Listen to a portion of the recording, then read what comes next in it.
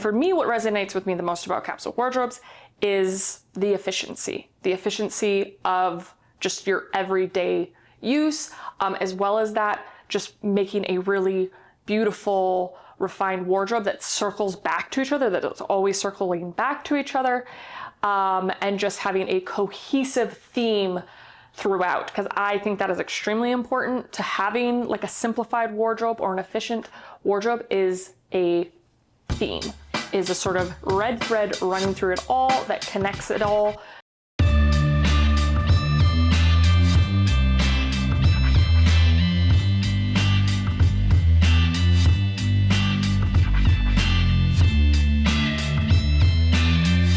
So in my decluttering video a couple weeks ago, one of the steps was to curate your wardrobe. Curate, let's just define what curate means, because it's one of my favorite words and I say it all the time. Okay, the term curate means to carefully select, organize, and present items or ideas with intentionality and purpose. It is often associated with creating something cohesive, meaningful, and aesthetically pleasing by exercising thoughtful judgment.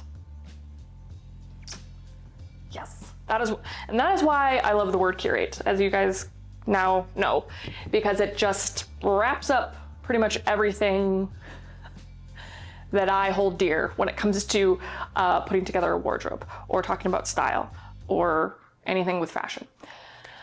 So there are many different ways, many different approaches that you can take to curating your wardrobe, and a capsule wardrobe is just one of those options.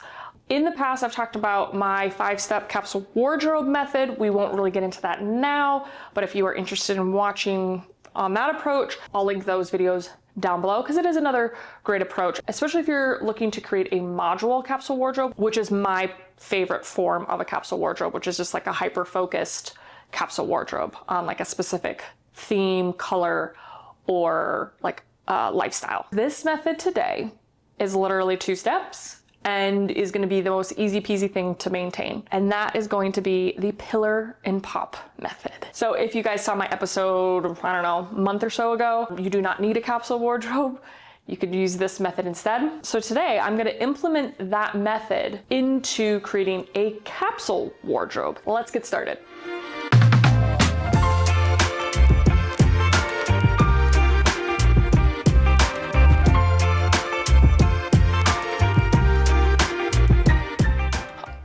So our first step to creating a capsule wardrobe, to the easiest way of creating a capsule wardrobe, is establishing our pillars first. In that video, I speak to pillars being the sort of foundation to your wardrobe. They are strong pillars that are sort of your guiding post to the rest of your wardrobe that will allow for you to build off of that. So really what the pillars are just your timeless classic pieces that just never go to style, that can be styled with every single style type. They're super diverse, comfortable, hard wearing, all the things. All right, so first we've got these Citizens of Humanity Cara pleated cropped trousers. Gotta have a black pant. These I would say are great because they're classic, but they've got a little bit of edge. So they work perfectly for me because that is sort of my style, edgy classic. Then we just got a pair of black straight leg jeans. These are just from Gold. They are the 90s straight fit. And then we've got a pair of my Mousy Vintage high tapered jeans. I love a tapered jean, and these are probably one of my just go-tos because they are just so straightforward and classic and just easy to build off of. Case in point, a pillar.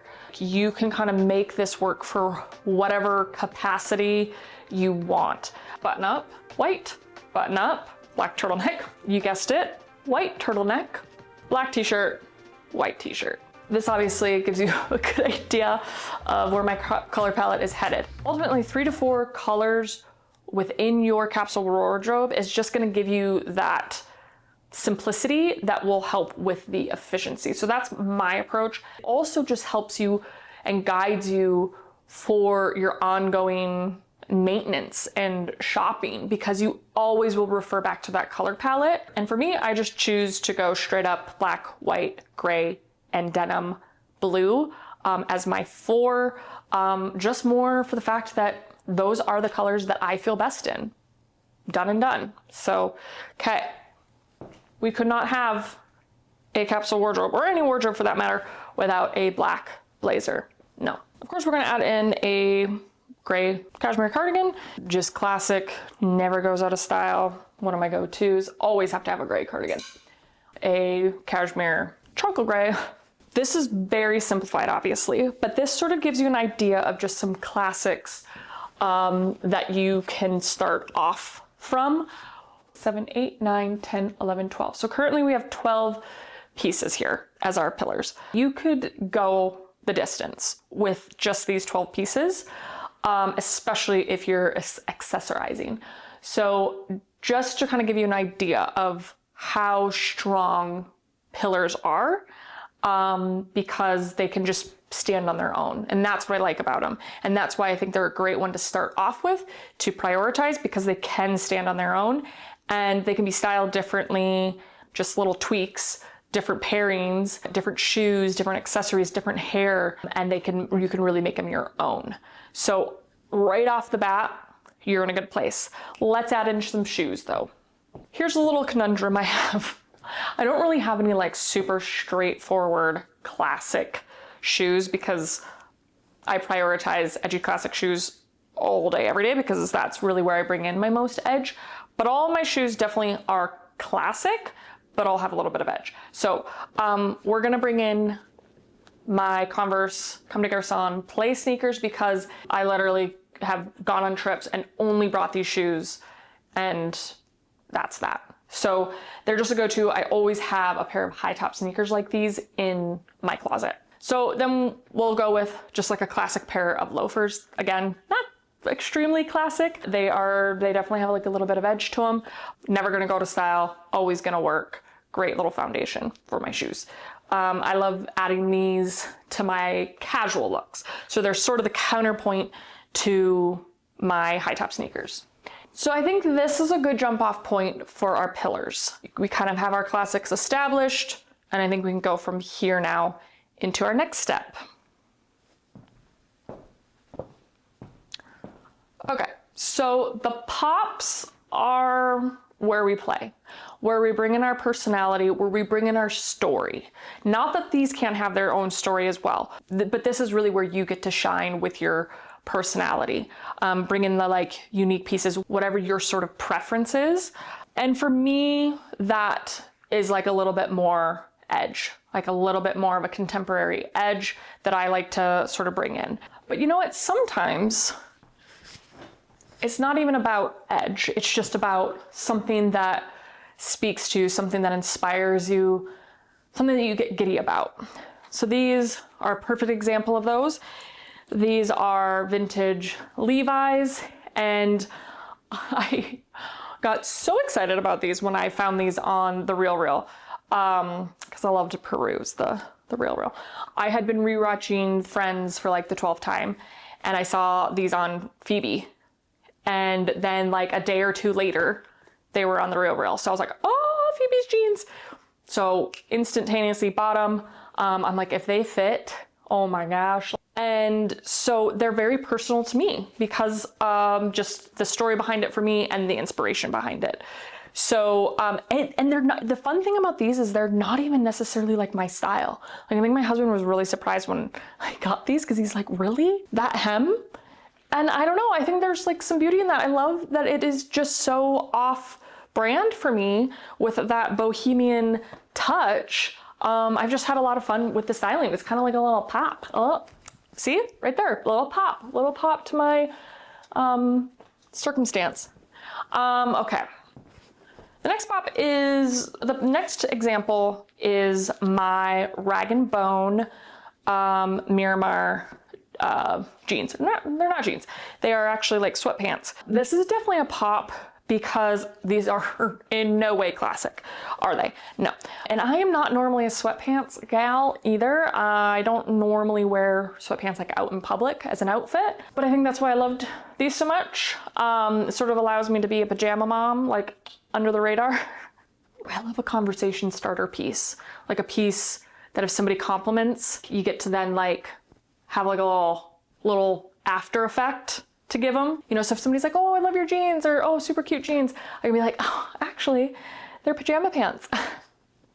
You know, so just me. Okay. All right. So these are no stranger to you all that have been following for a while. These are my Neely Loton Sean jeans, my barrel jeans. And these are my favorite go-tos. I guess you could say they're classic. It's not like barrel jeans haven't been around for decades, but they've definitely been dormant for a while. Why these are a pop is they are not like your stereotypical classic pair of jeans. Like these definitely draw a little bit more attention. And I love a little bit of attention, clearly. So yeah. So now I want to kind of give like a little like for like comparison. If we're looking at our t-shirts, at our, you know, classic pillar t-shirts, these are very basic, just no real details, classic silhouettes. So this is a perfect example of like a pop. So, you know, at first glance, you're like, oh, that's a basic striped t-shirt. But is it? When you look closer at the fit, it is a very contemporary fit, extra oversized sleeves, it's a very boxy fit.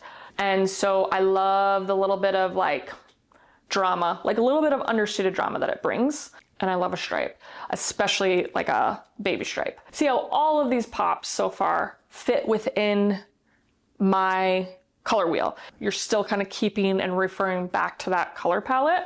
So let's just throw her on in here with those other t-shirts. This would be another great example of a pop, a graphic t-shirt. Cranberries were my staple band growing up. This album, no need to argue, have the whole thing memorized still to this day.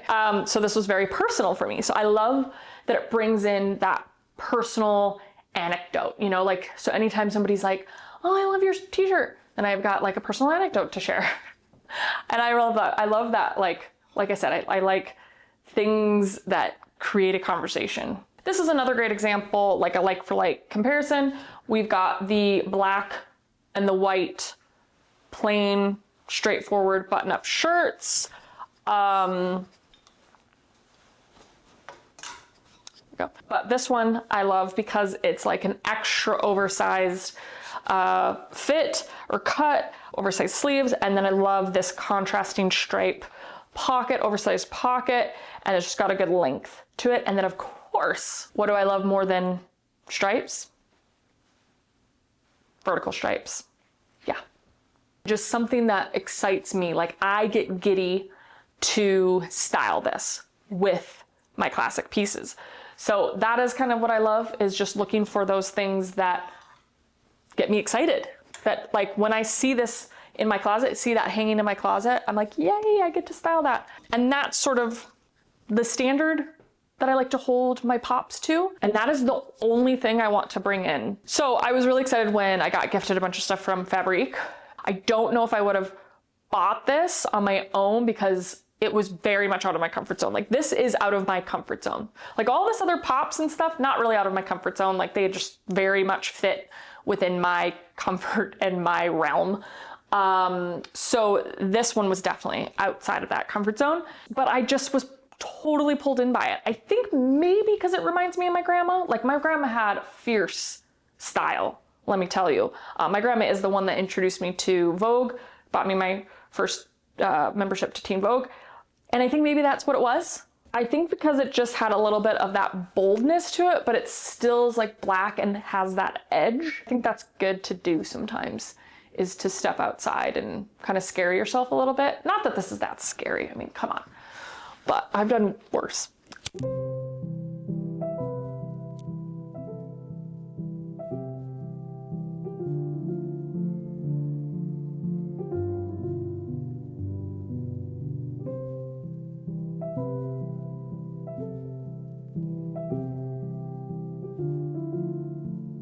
Finding that balance between timeless and inspiration, to kind of bring it back around to the capsule wardrobe aspect, to the capsule wardrobe approach versus any other approach, is, you know, for the main core wardrobe, sticking to a color palette, and then by referring always back to the pillars. And before you know it, you have your capsule wardrobe by just prioritizing a foundation of pillars, your classic pieces, by using a very specific color palette, hopefully neutral, because that is definitely going to be the easiest way to go, and it'll be a lot more flexible with your pops. Once that's established, bringing in pops that refer back to the color palette of the pillars, that you're always referring back to that so that it is your reference, so that it all works together, is just kind of being mindful and intentional with your curation. And that'll get you to the easiest way to create a capsule wardrobe. Easy peasy, right?